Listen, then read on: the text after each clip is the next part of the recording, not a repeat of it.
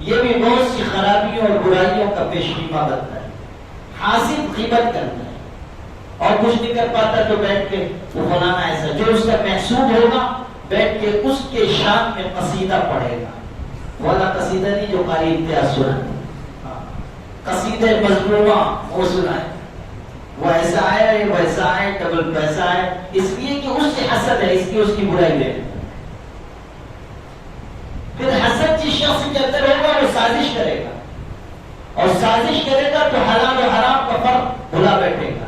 وہ تو بس چاہے گا کہ کسی بھی طرح میں اپنے محسود کو نقصان پہنچاؤں، چاہے جس ذریعے سے ہو، جو کرنا پڑے میں کر گزروں گا.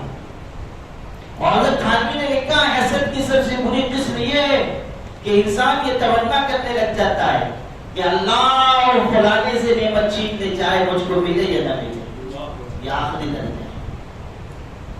یعنی یہ بھی نہیں کہ اس سے چھین کے مجھ کو دے دے، یہ کہتا ہے کہ مجھ کو ملے یا نہ ملے اس سے تو بہرحال چھین. حسد. اور حسد انسان کو دوہری آگ کا سے دوچار کرتا ہے. آخرت میں جہنم کی آگ اور دنیا میں حسد کی آگ، دونوں جگہ اس کے لیے آگ. اسی لیے یہ بات کہی گئی اور دقیق بات ہے لیکن بہت خوبصورت ہے کہ حاسد حسد کرنے والا محسود کو قتل کرنے سے پہلے اپنے آپ کو قتل کر دیتا ہے. خالصاً سمجھ میں آئی بات کہ نہیں؟ محسود کو قتل کرنے سے پہلے حسد حاسد کو قتل کرتا ہے. اس پہ قصہ سن لو. معتصم باللہ پر بادشاہ گزرا ہے، عباسی سلطنت میں بادشاہ معتصم باللہ. ہاں تو معتصم کے دربار میں ایک وزیر تھا، بہت اس کا چہیتا قریبی، اور کہیں سے کوئی شخص آیا عربی دیہاتی اور اس نے بادشاہ سلامت کے دربار میں حاضری دی اور بادشاہ اس کے کلام سے بات چیت سے متاثر ہوا تو اس کو کہا کہ تم یہیں ٹھہر جاؤ، ہمارے دربار میں آیا جائے. ہوتے ہوتے وہ بہت قریب ہونے لگا، کافی قریب ہو گیا بادشاہ.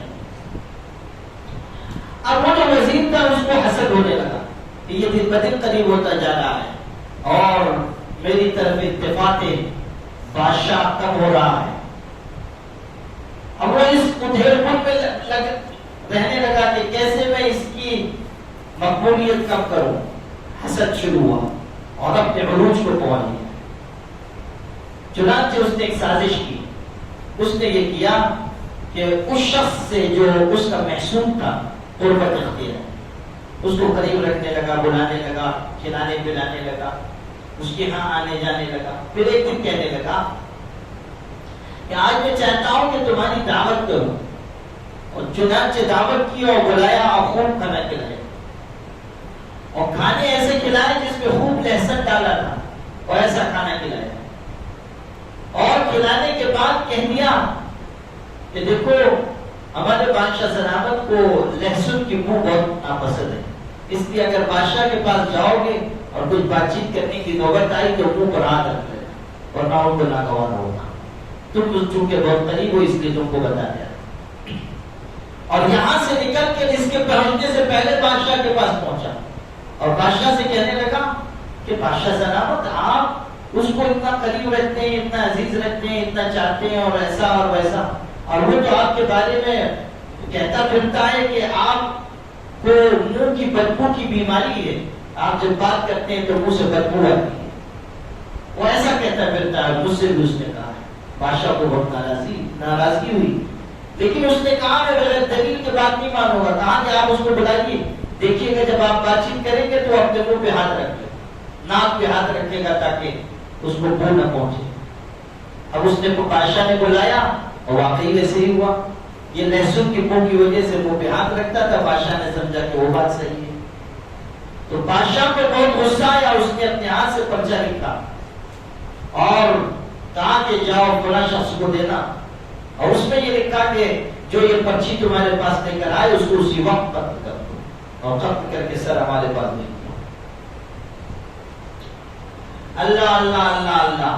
اب یہ دیکھ کے پرچی نکلا, راستے میں وہی وزیر مل گیا. وزیر نے پوچھا کیا ہوا؟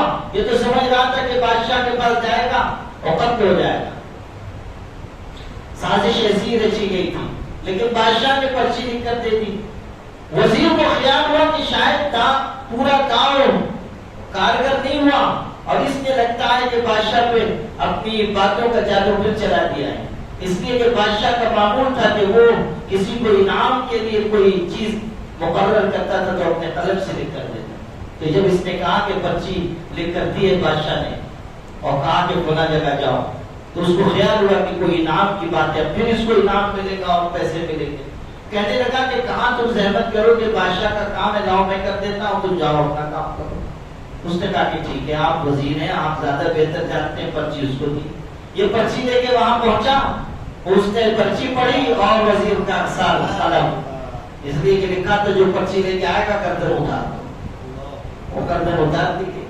اب جب سر پہنچا وہاں تو معلوم ہوا اس آدمی کا نہیں, یہ تو وزیر باتدبیر قتل کر دیے گئے. اور بادشاہ نے فوراً بلایا اس کو, جلاد کو, یہ تم نے کیا کیا؟ اس کو میں نے قتل کرنے تھوڑی کہا تھا, کہا آپ نے لکھا تھا کہ جو لائے گا قتل کر دینا, یہی لے کے آیا میں نے, قتل کر دیا. کہا اچھا اس کو بلاؤ, وہ جس کو دے کے پرچی بھیجا گیا تھا, بلایا گیا. بادشاہ نے کہا تم نے پرچی اس کو کیوں دی؟ اس نے کہا کہ ایسی ایسی بات ہوئی تھی.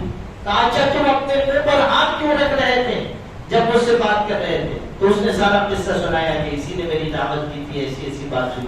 کہا تم نے میرے بارے میں ایسا کہا تھا؟ کہا واللہ میں نے ایسا نہیں کہا. بادشاہ نے کہا کہ اس نے سازش کی تھی اور سازش اسی پر لوٹ